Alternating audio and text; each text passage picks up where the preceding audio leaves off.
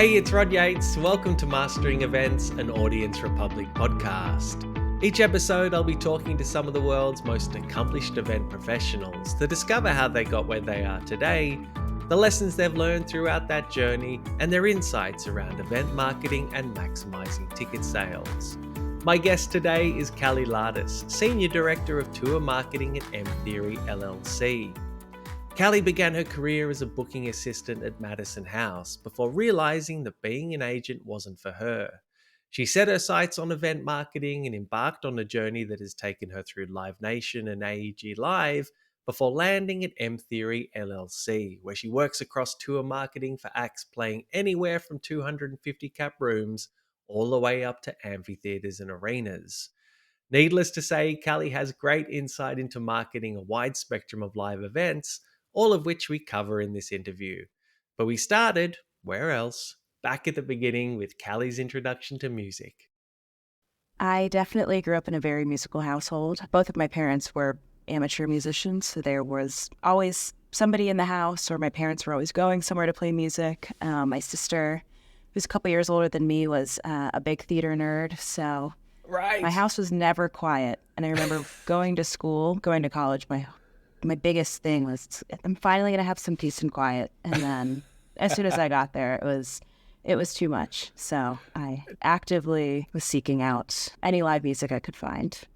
Really? Okay, so you missed that from home. So what, you were starting to go to you were looking for gigs to go to?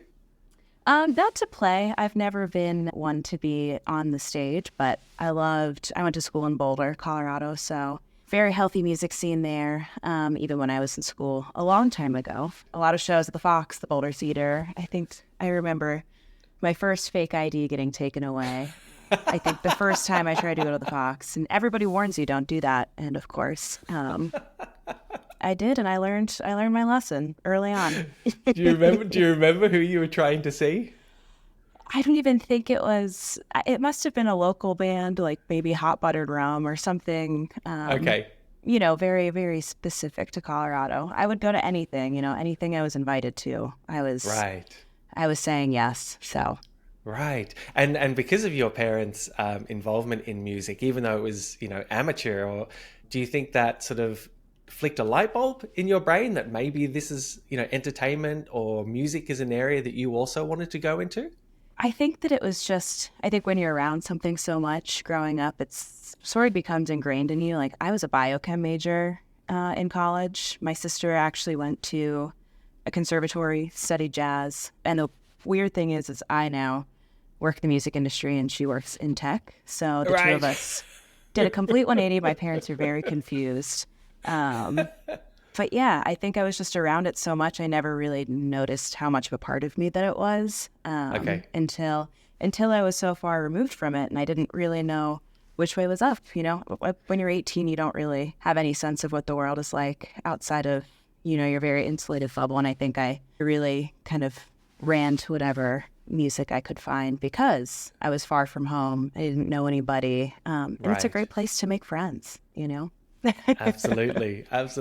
So when I believe your first role in the industry was at Madison House as a booking intern and then a booking assistant.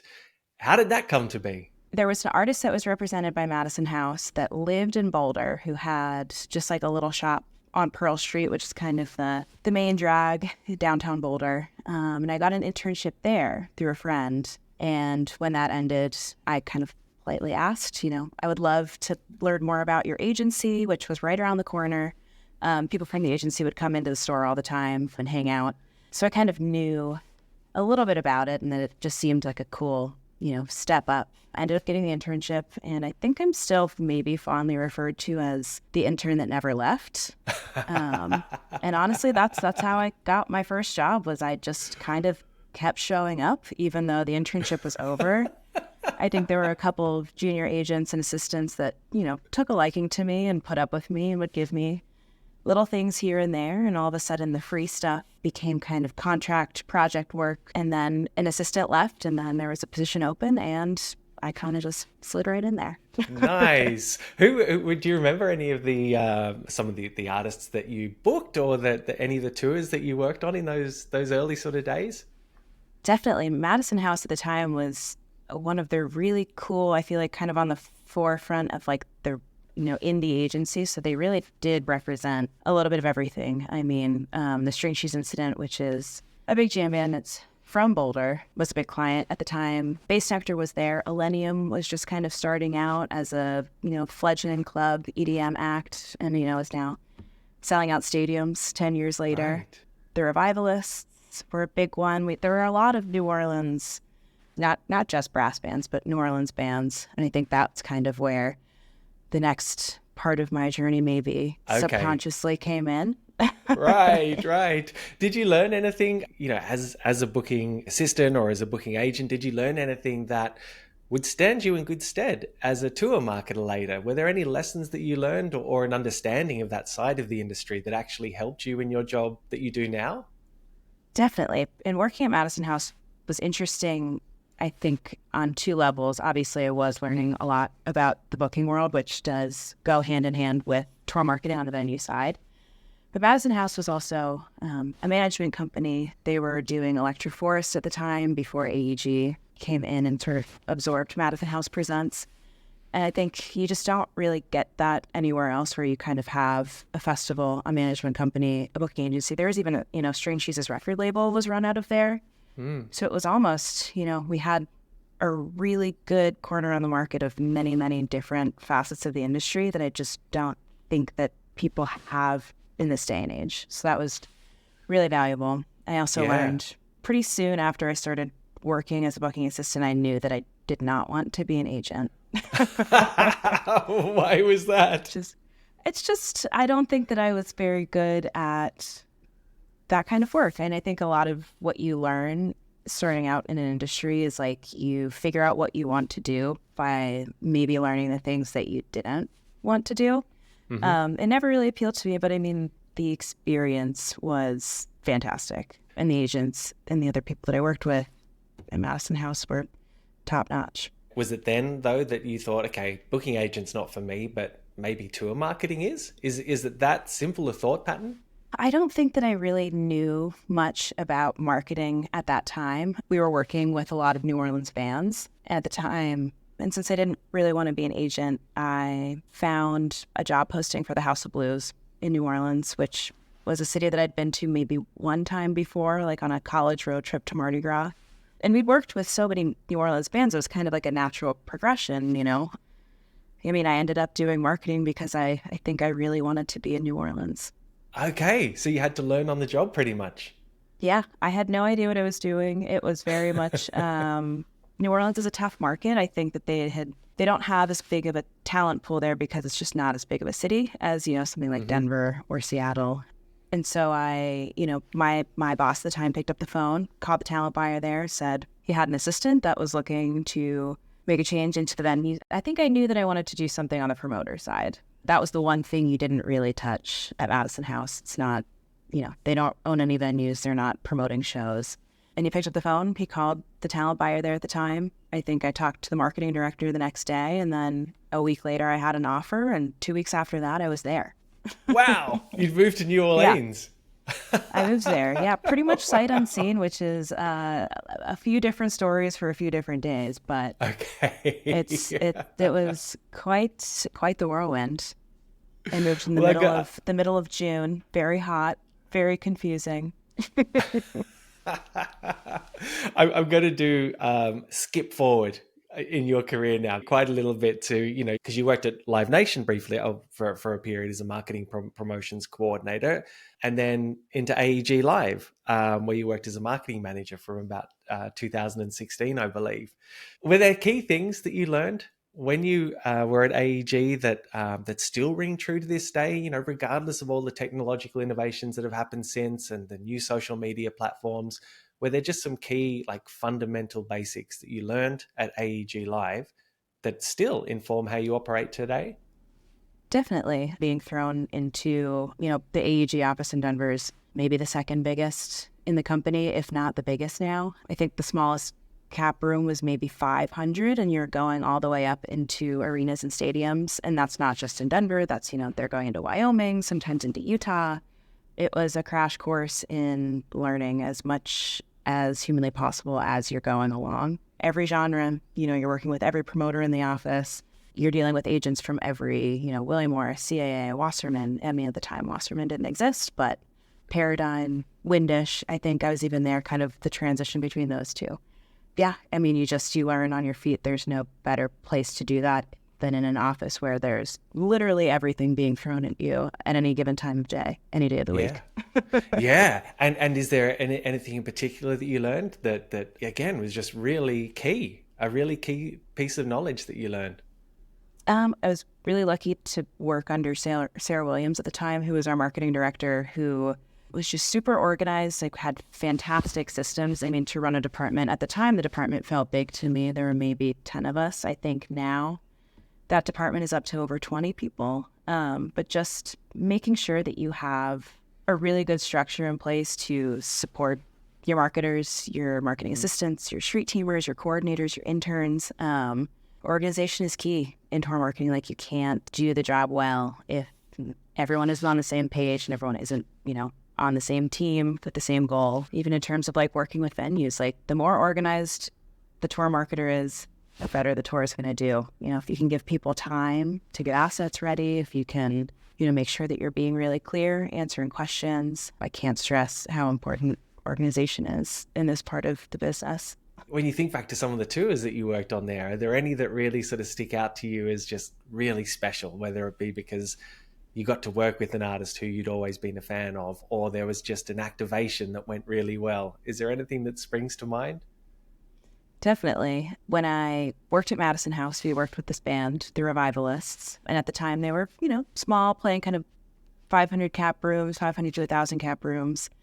And then I got to New Orleans and I got to sell out their Mardi Gras show at the House of Blues. And then fast forward to my time at AEG, I, got to work with them on their sold out Red Rock shows. And it was such a full circle moment. And then I think like every person in the music industry remembers like the first time that they got to work with their favorite band. And for me, that was My Morning Jacket at Red Rocks. Wow. And yeah, like sometimes you have this idea of a musician in your head and they don't always live up to that, but all of the members of that band absolutely exceeded my expectations just for musicians and awesome people. So that was super fun. That's awesome. I guess the flip side of that is having to learn by mistake, when things don't always go to plan, but they prove to be really good lessons.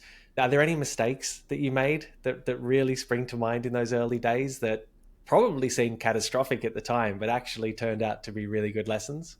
Absolutely. I mean, I still make mistakes to this day to start. Being, accountability, I think, is really important to keep with you as you, no matter where you are in your career, being able to take ownership of things that you do wrong and move forward is super important. Everybody makes a mistake of maybe altering a piece of artwork, making something bigger than it should be, putting it out there into the world and having a manager, call you and start screaming at you at, 9:30 in the morning. Right. Yeah. I remember the first time that happened, the booker that I was working under was out of office and unreachable. And so I'd, been with the company maybe 2 weeks and definitely had to step outside for a minute and walk around the block to, maybe wipe the tears away, but no. I owned up to it and I moved forward, and it has happened, since then, and I'm sure it'll happen again. Right. Well, I guess you're now the senior director of tour marketing at mtheory LLC. Ideally, how much setup time will you have before a tour announce? Like, what's your ideal period?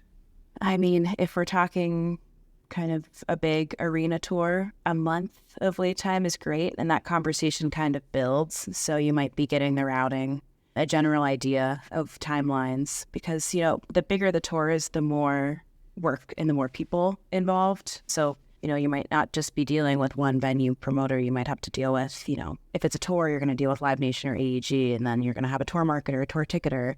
And then there's going to be 20 people under them that they're talking to. I'm talking to the agency. I'm talking to the tour marketers there, the agents, their assistants, the managers. And sometimes you have a month and sometimes you have 10 days. And when you have 10 days, how do you make that work? You somehow make it the day last more than 24 hours. It goes into kind of like how calm you feel going into a tour being really organized.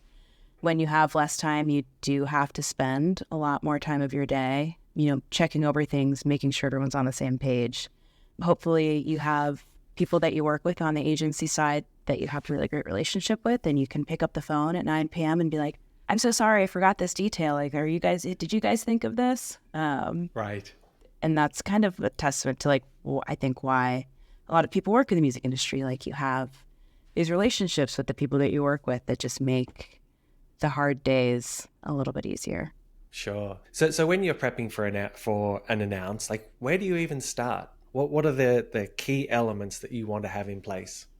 You definitely want to have a really big call with everybody involved. So management, agency, if it is a Live Nation or an AEG tour, having their team involved with the promoters, the ticketers, and the marketers, and just kind of having, we use sort of a template on our end. So we have, kind of a tracking grid where we have every venue listed, all the dates, promoter contact info. You can make it as granular as you want. Really just having a place where you can track things in real time. So like as ticketing links come in, as pre-sales are established, as we get ad plans, radio proposals, just kind of having one living document where, you're updating in real time so everybody can see as things are coming in. Because again, sometimes you have 10 days to, get 15 arena dates off the ground. Right. I'm throwing things in there, a coordinator might be throwing things in there, an intern. And then, we like to send a marketing letter to every venue so that everybody's on the same page. Everybody has the same information with billing and artwork and timelines, things that we need from them.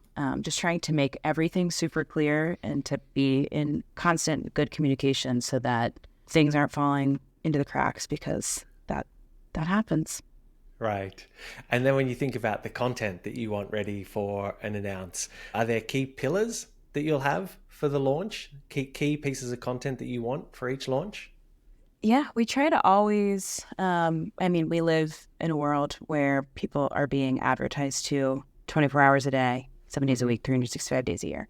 I think every marketer or ad agency says this, like, how do we cut through how do we cut through all the other content to make something meaningful? But working with musicians, the product, to sound like an advertiser for a minute is very different than selling a pair of shoes. You're selling an experience, and people have connections to music the way that they don't have to, an object. So we're lucky in that regard. We try to always have, like a compelling piece of artwork that lists all the dates, an ad mat, which venues will then localize to just have their information on. We try to give everybody live photos, press photos, making sure your artist bio is updated, websites look good. And then if we can get any kind of video content, we like to always have that to run ads with for on sale. The bigger the tour gets, the more money that is budgeted, to have this stuff made and to have this stuff captured on the road. It's a lot easier to have cool content when your artist is playing festivals and, in big rooms. But we definitely, get creative as needed, because there's a lot of chatter out there. And do you find that with that, like, is organic content, does that tend to resonate a little bit better, do you find, as opposed to something really polished? I think if the content is like coming from the heart, like the most important thing you can do as an artist is be genuine in what you're recording. Like, if an artist doesn't like to be on social media, then like sitting them in front of a camera and having them record 20 video liners saying how excited they are to come to this city isn't going to translate. Like, people online are very attuned to, picking up on people's bullshit. So, it just totally depends on the artist. Like, if you're working with somebody that loves TikTok, like, we're going to push them to create content on TikTok. We're not going to force somebody, though, that's never used the platform to all of a sudden be cranking out, 4 videos a week. So, like, the baseline, if we can run a dark ad from the artist page with a piece of content that, we've created to use across the tour that each venue can then localize and use to advertise their show and their market, that's like already a really great start. Gotcha. Okay. And then in terms of pre-sale, like what's your approach to pre-sale and encouraging pre-sale signups? I think the pre-sales have become the new on-sale in most genres. Obviously, things are a little bit different depending on the size of the room the artist is playing. If it's a heritage act, it might, be a little bit different than a hip-hop act or an EDM act. You kind of have to be in tune with what the buyer's purchasing habits are. Like a country fan is probably going to, go to less shows a year, but they're going to spend a lot more money because they have 3 favorite artists and they're going to want to go see them. If they're not playing in their city, they're maybe a little bit more likely to travel because they're only going to 3 shows a year as opposed to, an EDM fan in Denver who has a show, down the street from their apartment every weekend. But in general, we do try to stress pre-sales as much as possible where it works. And if we have enough time to set them up in a way that, every venue is going to have it set up in time. Now that we're moving into this, post-pandemic era, like capturing data from the artist side is really important. And pre-sales are a great way to do that. Right. In terms of the pre-sale window, do you have an ideal period of time that you would leave that open for? Some people say you make it really tight. Some people say, give it quite a little bit of time. Do you have any thoughts on that? A lot of what we have done has been trial and error. For a smaller act, we might announce the show on Tuesday, do the pre-sale, artist pre-sale Wednesday, promoter pre-sale Thursday, on sale Friday. We're now entering a world where verified fan and things like that are actually, it's called advanced registration now. Right. As pre-sales like that are coming where, you're announcing a really big tour and you want to gauge interest with a pre-registration, and, Seated does this too. There's a lot of companies that are trying to kind of get onto the pre-registration bandwagon, where you announce and you start the pre-registration at announce, and then you have time to see what fans are interested in registering where. So you can kind of gauge, do we need to add a second show in Atlanta? Or, Nashville's not doing so great. Maybe we should look at, spending more money there, or, God forbid you have to go down a room size. Having that information, I think, just gives everybody a little bit more peace of mind. And when you're doing a pre-registration, you're able to, capture emails, which are really important because when people sign up for the pre-registration, they're opting in usually to the artist email list, which is a huge way that, musicians communicate with their fans now. Yeah. Well, I was going to ask about email in terms of how important that is in your marketing plan for each tour.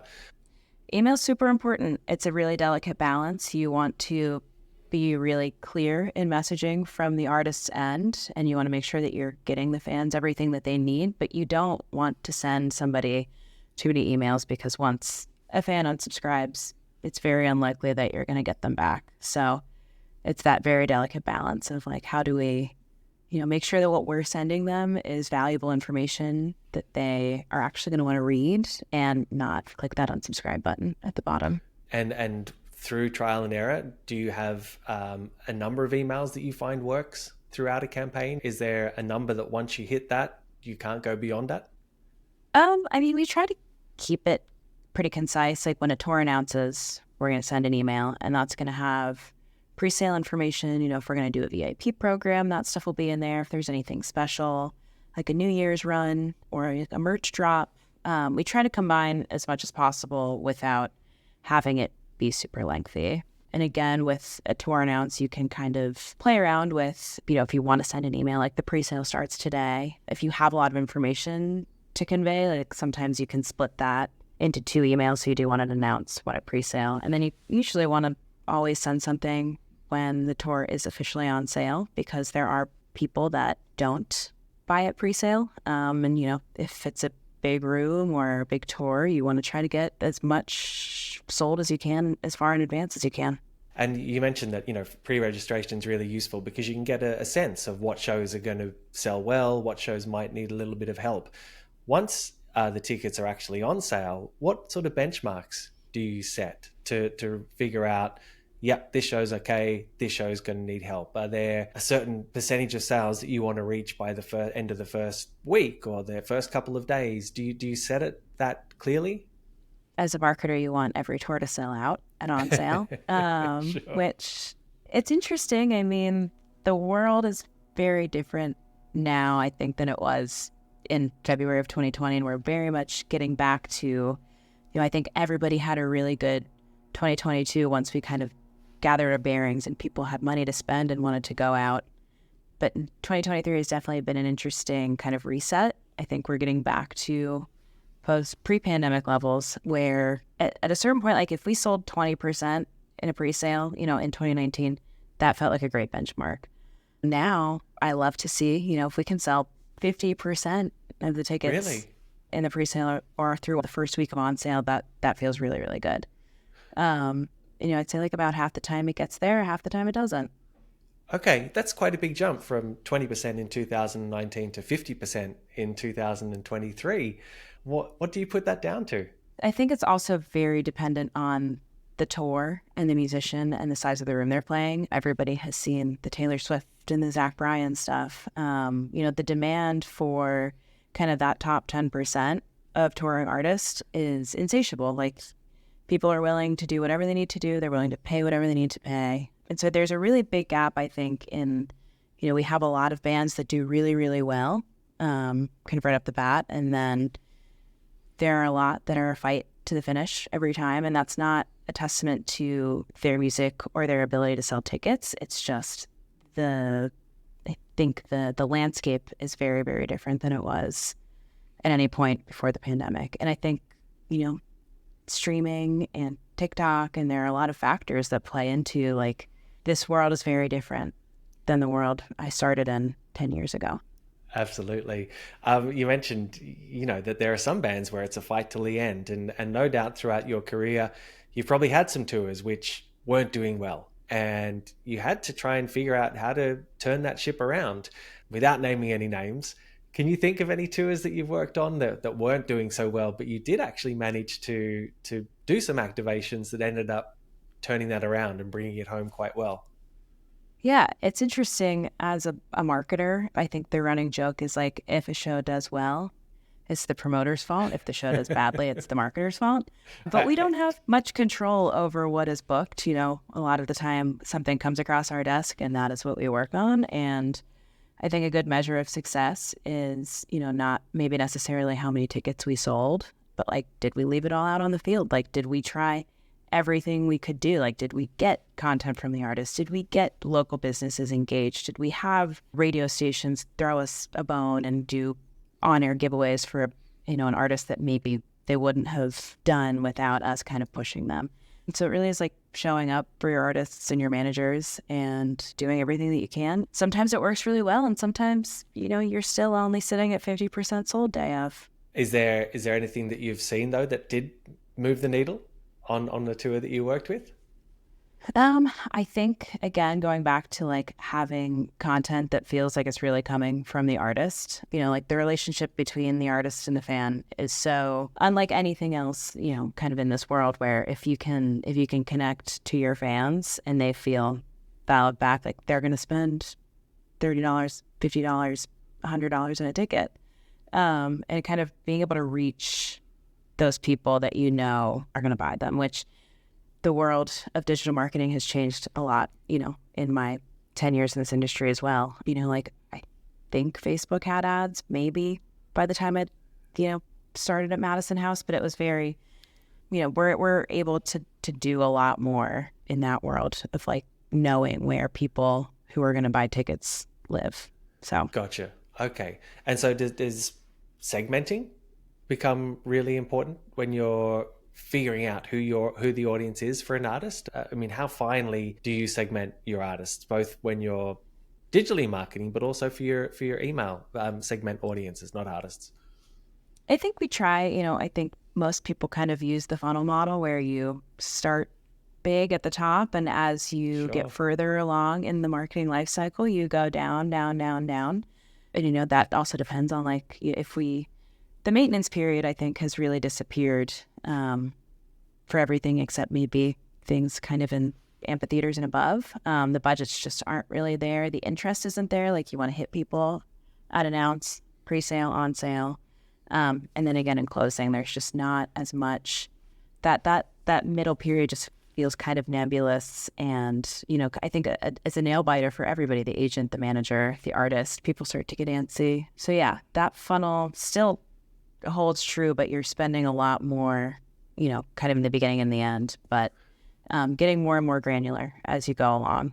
Right. And with that maintenance period, if people aren't really interested during those two, that on sale and the actual show, do you see people shortening the window of having tickets on sale, just to kind of almost try and negate that period where there's no activity?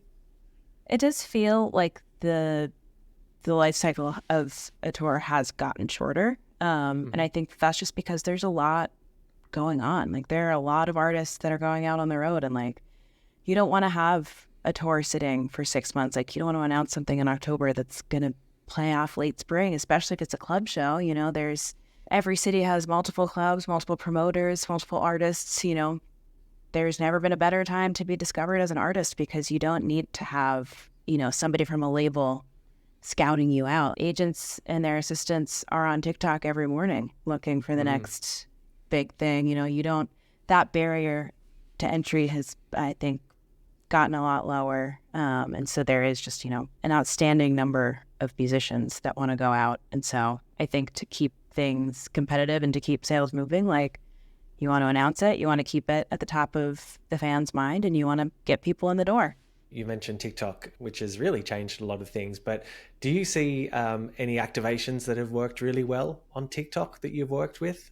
Yeah, I think with the influencer stuff, it's still a little bit of the wild, wild west. And what we've seen work best has been kind of at the larger capacity level, like where we have budget to play around with, and to, like, if a song is going to be viral on TikTok, like, we're going to absolutely spend some money with influencers to keep that going. It's really hard, I think, as most people know, to, like, you can't predict virality. I mean, you can do as much as you can with the knowledge that we have with these algorithms that are ever changing. But like, when, a fire starts to burn, like, you jump on that and you keep that going as much as you can with whatever you can do, because that is where people of a certain age are getting all of their information.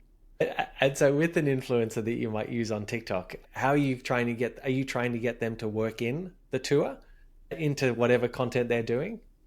Yeah, there's a couple of different ways you can go about it. Having people come out to shows is great. Again, I think it does, especially Gen Z, like, they are very attuned to knowing what is genuine and what is paid and what, feels like it's coming from the influencer. Like, these people are sources of knowledge and sources of, brand loyalty. So, like, making sure that fit is really good. Like, you wouldn't want to go to a cooking influencer for, you wouldn't want to go to somebody that barbecues for a Morrissey show. But, you have, you just want to make sure that, like, those connections feel authentic, and, like, they can do, maybe they're going to do if it's, again, somebody that has a cookie Instagram, like, maybe they're going to be like, these are, what I would take to the Zach Brown band cookout before the show in the parking lot. Right. So just, like, making sure that obviously doesn't sound very authentic, because I am clearly not an influencer. But making sure that, like, their content fits in with the tour is really important. And that ties in with, I've spoken to people who use Pinterest for tour marketing or for festival marketing, and they'll have an influencer on there talking about, this is the outfit I'm going to wear to this festival, or is Pinterest? I mean, do you see social media channels like Pinterest and outside of the meta universe actually being quite useful? We've seen Pinterest work really well in 2023. And I think part of that came from a lot of the press that was coming out of Twitter, now X world. I think a lot of advertisers kind of shied away from that platform outside of the music industry. And, I think we kind of followed those people, and we've used Pinterest on some really unexpected acts that have worked out really well. It's mostly something that we do kind of in the announce and on sale period, as that, casting a wide net, and then like segmenting down as we get further along in the life cycle. But it has absolutely been something I, would have never expected to come back as hard as it did. Right. And are you using it in that fashion? Like, is there, when you think about some of the executions you've done, is it having an influencer on there doing something like that as their festival fashion? Or are there other sort of specific things that you've found really effective on Pinterest? We've worked, I mean, we will do like paid campaigns on Pinterest, like Pinterest ad, and in the Pinterest feed. And, there have been a few influencer campaigns that we've done on there when it made sense with, front facing. Like a lot of the paid ads and feed that we've done have been with artists that you wouldn't traditionally think Pinterest when you think of the artist. But if it makes sense and it's like kind of on brand, we have a lot of, women in the country space that are very active on Pinterest. And so like if they have a Pinterest account, like they're even posting like, here's my dream set list. Like here's, here's my inspiration for the tour. Here's the shoes I want to wear. Here's the bags I want to wear. So that I think is on the other side of things that works really well. That's really interesting. Is there a big drill or something that just sparked I have up no idea. I'm in a giant apartment complex, and it does sound like there is some kind of construction happening. I'm so sorry. That's okay. That's all right. Well, we'll just do a few more things and then we'll finish up. SMS. How do you activate SMS during tour marketing campaigns? We have started doing it more and more often. I think it works really well in that kind of pre-registration world. I think at a certain point, people, there's a certain age that people are still checking their emails every day, but there's also, I think everybody's on their phone 24/7. So we've definitely used it more and more. We've seen promoters using it more. We don't just use it on the tour marketing front. Like SMS is really important if, we have an artist that likes that mode of communication. Like we're gonna, we go hard into that because they feel most genuine using that. Their fans are very responsive to that. It really is like we try to just cater to like the things that make the most sense and feel the best. Sure. And I speak to some people about SMS and they say it's really, you've got to be very careful because it's quite invasive. So perhaps they'll use it just for urgent messaging or for, a pre-sale announce or something like that. What kind of messaging would you typically use SMS for? It's definitely I would, if you're going to send 3 emails, send 1 to 2 SMS, like keep it very concise. And you want the message to be short and you want it to be very valuable information. Because I think we all probably get a text from a certain brand once a week that we just are like, how do I unsubscribe from this? I've unsubscribed from this 10 times and they won't take me off. Yeah. Nobody wants to be that. Absolutely. So something you touched on earlier was that you'll have, different budgets for different acts. And I know that you work across tours that could be in 250 capacity rooms all the way up into arenas. When you're working with an act that isn't 250 seater and presumably has a smaller budget, like what techniques can you use just to ensure you extract every bit of ROI, out of the small budget that you might have? It's a super interesting question because I think the hardest shows to market are those shows in those small rooms where like the fan base might not be quite there yet. There is little to most likely no budget to spend. And, most people get their start by working in small clubs and working their way up. The thing that I found, there's maybe no one, secret sauce here, but like to be in the venue marketer's inbox as much as humanly possible without being annoying. So like anytime a single is released, anytime an article maybe gets written, anytime you can even create like funny little GIFs from something that they're doing on the road, like, any kind of organic content that you can send to a venue. So at least they're thinking about you is really helpful. And I think that shows that we care from the artist side, that we want to provide them as much material as possible to post, whether that's organic or if they, maybe only even have $100 to spend on Meta. Just being in the inbox, that shows that, that everybody is paying attention and that we care and that we want it to do well. Like maybe that's my own twisted perception of it, but I do feel like the shows that were really, really, we're nice, but we're persistent. I think that those tend to do a little bit better just because they're thinking about it more and they're going to say, oh, I'm going to add that show into the next street team run, even though it's maybe not for 3 more weeks. I think the people that are everywhere all the time get more done and they have more things provided to them. So yeah, I try to bring that philosophy into some of these smaller rooms where it is harder because there's just not as much there. Right. So you're really, I guess, facilitating. You're giving the venues pretty much everything they need to work with. That's the idea? Is to just keep feeding them that content, so that, as you mentioned, you want to be persistent without being a pain, but you're giving And them the tools that they need. Yeah, and a friendly check-in, because look, if you're working in a 250 cap room, you're probably doing 200 shows a year. And there's maybe a marketer, but the marketer might be the ticketer, the marketer might be the promoter. So like anything that you can do to kind of make their life easier, and to also say like, hey, checking in to see if we have $100 to spend on Facebook is going to get, you're going to get that money more likely if you're asking for it, because sometimes things get swept under the rug. And that's just how it is when you are doing really, really high volume with really low budgets. You mentioned earlier the difference in, I think it was 2019, you'd hopefully look for 20% of tickets sold in a pre-sale, whereas now you're sort of looking, you'd ideally have around 50%. Are there sort of, other sort of trends that you've seen in customer behavior in terms of ticket buying that have impacted the way that you might market now?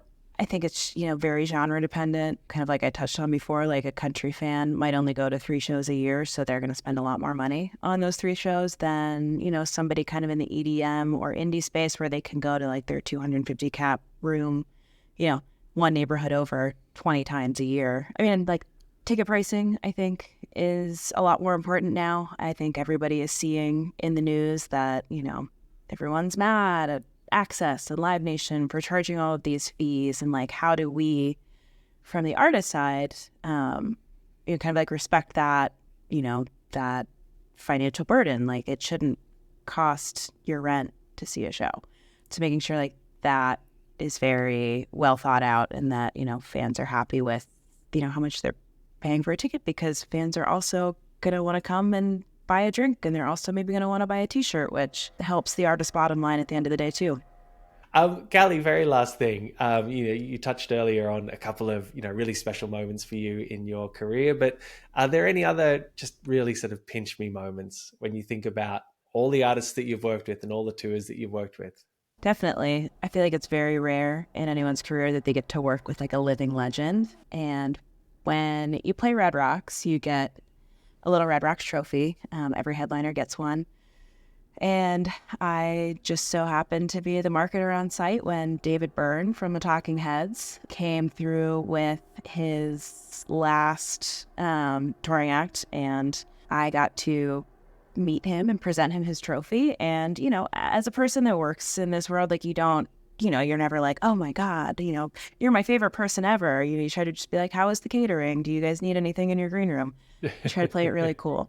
Sure. And I think that I maybe even just blacked out from being starstruck, because I don't remember it happening. I'm in the picture, but I don't remember the picture. I don't remember what I said. Hopefully I didn't say anything, because it was just one of those moments where you're like, this guy's, I've been seeing this guy since I was a kid on my parents', record covers. It was really, really special. And I mean, he was also one of those people that absolutely lives up to everything in your mind. He was super cool, wearing, everybody on the tour was wearing the gray suit. It was amazing.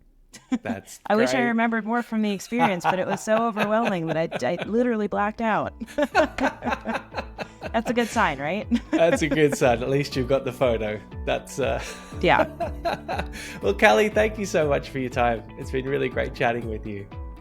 You too. I'll talk to you soon.